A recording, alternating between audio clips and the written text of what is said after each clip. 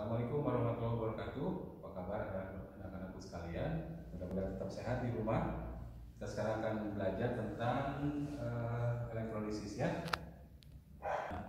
Sebelumnya kita sudah belajar tentang sel kuota dan sebelumnya kita sudah belajar tentang reaksi yang spontan dan reaksi yang tidak spontan. Untuk mengingatkan kembali mungkin kita bisa lihat ini adalah reaksi yang spontan antara CuSO4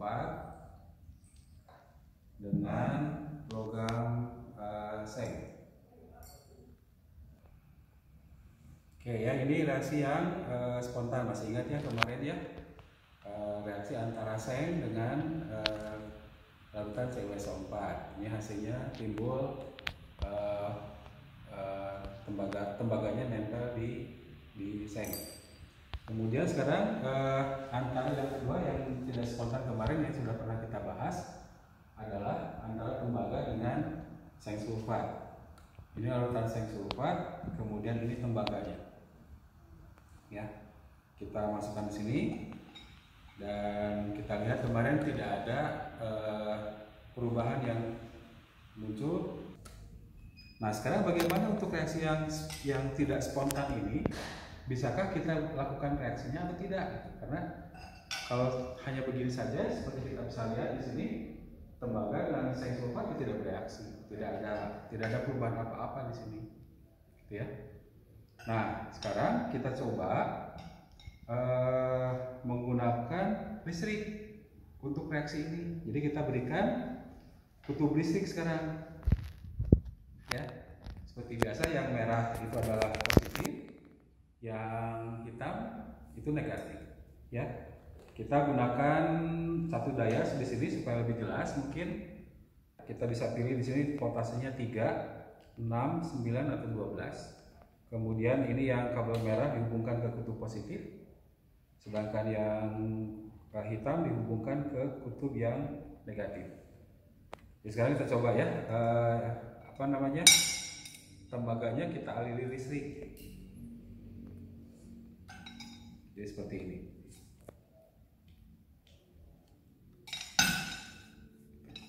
Oke, kita nyalakan sumber halusnya ya. Nah, sekarang kita lihat.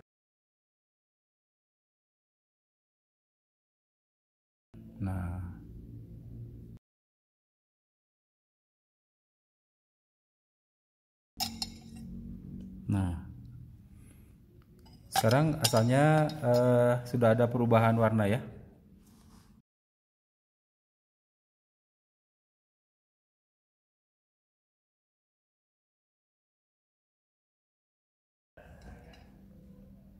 Nah, ada perubahan sekarang, perubahan warna pada tembaga yang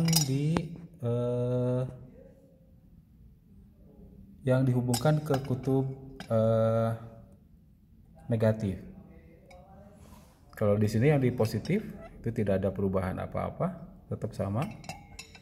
Yang negatif ada mulai perubahan warna.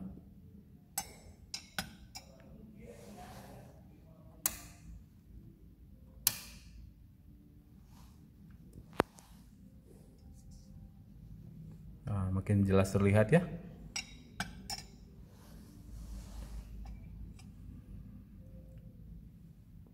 Nah, jadi reaksi yang tidak spontan ini akan berlangsung kalau kita berikan satu daya ya. Kita berikan arus DC bukan arus AC. Negatif, ini yang positif. Ini ya. Nah, lebih jelas saya kira sekarang perubahan warnanya makin terlihat jelas. Nah, jadi ini kita akan biarkan untuk melihat perubahan lagi yang lainnya ya.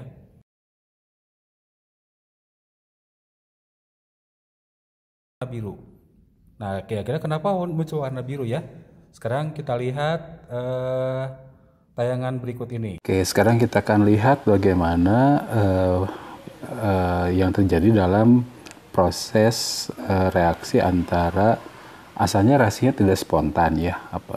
Setelah diberikan listrik, jadi reaksinya jadi berlangsung seperti yang tadi percobaan tadi ya. Nah sekarang kita lihat wadahnya ini terdiri dari larutan seng sulfat yang ditambah dengan 2 buah logam tembaga ya. Dan kedua buah logam tembaga ini kita aliri dengan sumber arus listrik yang di sebelah kanan itu negatif karena dihubungkan ke kutub negatif baterai, dan di sebelah kirinya yang positif. Nah, seng sulfat itu dalam larutannya akan terurai menjadi Zn2+ dengan SO4 2-, dan kedua ion ini akan bergerak sesuai dengan konsep dulu larutan elektrolit ya. Ada pergerakan ion ke arah kutub yang berlawanan. Jadi seng yang 2+ itu akan bergerak ke arah kutub negatif, sedangkan SO4 yang bermuatan 2- bergerak ke arah kutub positif. Nah, sekarang kita lihat apa yang terjadi di kutub negatif ya. Di sini ada perubahan warna. Jadi warnanya seperti itu ya. Nah, ini warna ini dihasilkan dari adanya seng yang berubah menjadi asalnya Zn2+ menjadi Zn, dan Zn-nya itu yang akan nempel di kutub negatif ini gitu. Nah, kita ingat bahwa reaksi Zn2+ menjadi Zn itu adalah reaksi reduksi ya, dan sudah ada kesepakatan bahwa reaksi reduksi itu terjadi pada katoda. Jadi katoda itu adalah reaksi kutub di mana terjadinya reaksi reduksi. Kita ingat dulu menggunakan istilah Krauss ya dalam sel volta. Nah, sedangkan di kutub positif itu terjadi perubahan warna di Cu-nya. Di sini tidak ada apa-apa, tapi larutannya berubah menjadi biru. Ini jadi biru gitu ya. Nah, kenapa menjadi biru seperti itu? Kita ingat yang berwarna biru itu adalah larutan CuSO4.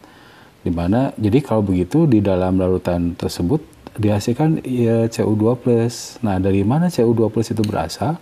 Yaitu dari Cu ya. Nah, jadi reaksi di kutub positif terjadi reaksi antara Cu berubah menjadi Cu2+ ya. Nah, itu adalah reaksi oksidasi jadi terjadi pada anoda. Jadi anodanya di kutub positif ya. Ini berbeda dengan dulu di sel volta, bahwa kalau sel volta itu katoda itu positif sedangkan anoda negatif. Kalau di dalam elektrolisis itu kebalikannya ya, katoda negatif sedangkan anoda itu positif, atau kita singkat dengan KNAP. Nah, ion-ion yang bergerak tadi itu diberi nama sesuai dengan elektrodanya ya. Yang SO4 2 negatif itu adalah bergeraknya ke anoda, ke kutub positif, sehingga dia diberi nama dengan anion. Sedangkan seng yang positif itu bergerak ke katoda, jadi diberi nama sebagai kation gitu ya. Jadi kation artinya adalah ion positif, sedangkan anion artinya adalah ion negatif. Kalau anoda itu positif, katoda itu negatif, jadi kebalikannya.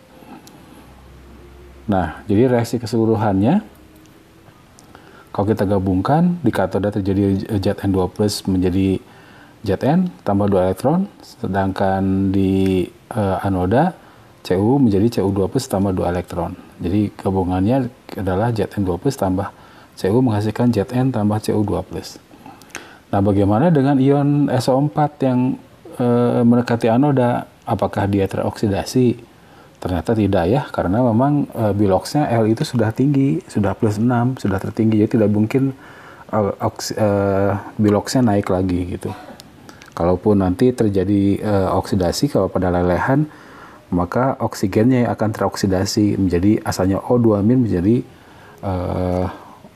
O2 yang biloxnya 0. Nah, kita bisa meramalkan reaksi-reaksi yang terjadi pada anoda dan katoda itu berdasarkan potensial reduksi dan potensial oksidasinya, atau kita singkat dengan bagian seperti ini ya.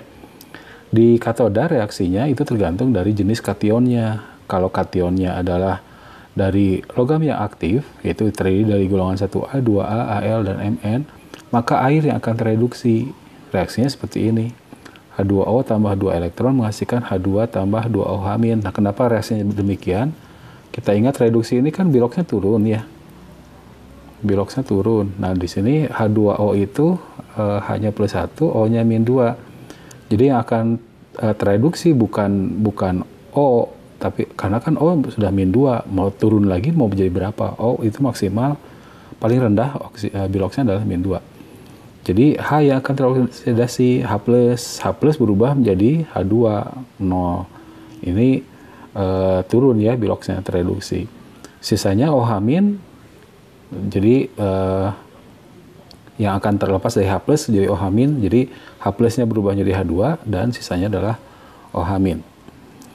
Nah, kalau logamnya kation lainnya tidak yang logam aktif, maka kation tersebut yang akan tereduksi. Misalkan sebagai contoh di sini ada L yang sekian plus ditambah dengan sekian elektron berubah menjadi L. Nah, itu yang terjadi pada reaksi katoda. Bagaimana yang terjadi pada anoda? Kalau pada anoda ya reaksinya tergantung dari jenis anoda dan anionnya. Jadi kita lihat dulu anodanya, apakah dia inert. Inert itu artinya tidak sukar bereaksi ya. Sukar bereaksi itu platina, emas dan karbon. Nah, kalau inert maka baru kita lihat anionnya. Kalau anionnya adalah ion dari sisa asam oksi, maka air yang akan teroksidasi. Apa itu sisa asam oksi? Yang oksi itu ada oksigennya ya, misalkan H2SO4, HNO3, H3PO4, dan lain-lain. Ya, pokoknya ada oksigennya gitu. Nah, kalau asam yang non-oksi ya tidak ada oksigennya, misalkan HCl, HI, HBr, H2S, dan lain-lain. Nah, kalau anionnya adalah sisa asam oksi, maka air yang akan teroksidasi sesuai reaksi ini. H2O berubah menjadi O2 tambah 4H plus tambah 4 elektron.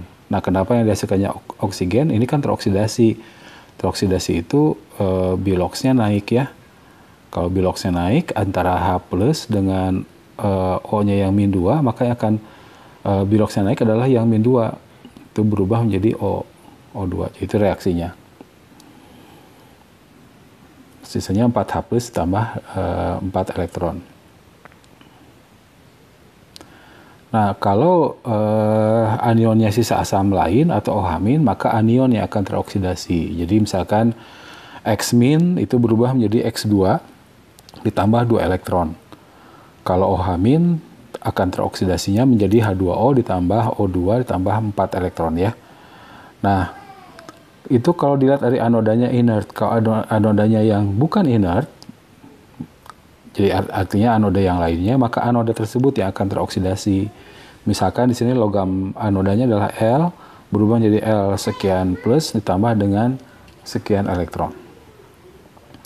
Nah, kita cocokkan sekarang antara reaksi yang tadi kita bahas dengan tabel ini, apakah cocok atau tidak ya. ZnSO4 itu terionisasi menjadi Zn2 plus tambah SO4 2-. Nah, untuk yang di katoda kita lihat kationnya. Kationnya adalah Zn2 plus. Zn2 plus ini kation yang mana? Logam aktif? Bukan ya, yaitu kation lain. Maka yang akan tereduksi adalah kation tersebut, Zn2 plus yang tereduksi, sehingga berubah menjadi Zn setelah menarik elektron.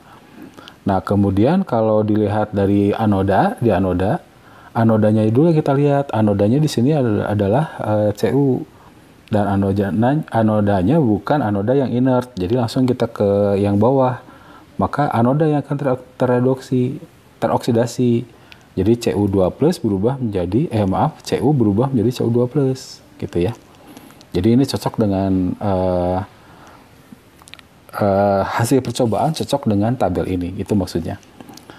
Nah, itu yang terjadi pada reaksi yang tidak spontan, kemudian kita aliri dengan listrik ya. Jadi, perbedaan dengan antara sel volta dengan elektrolisis itu adalah kalau sel volta itu terjadi pada reaksi yang spontan. Kita tinggal pisahkan, kemudian kita ambil listriknya. Kalau pada elektrolisis adalah reaksi yang tidak spontan, kita aliri dengan arus listrik.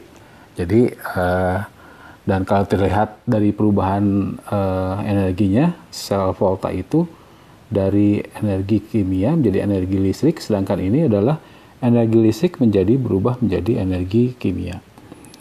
Nah, itu mengenai reaksi tidak spontan yang dapat kita langsungkan dengan menggunakan listrik atau yang disebut dengan reaksi elektrolisis.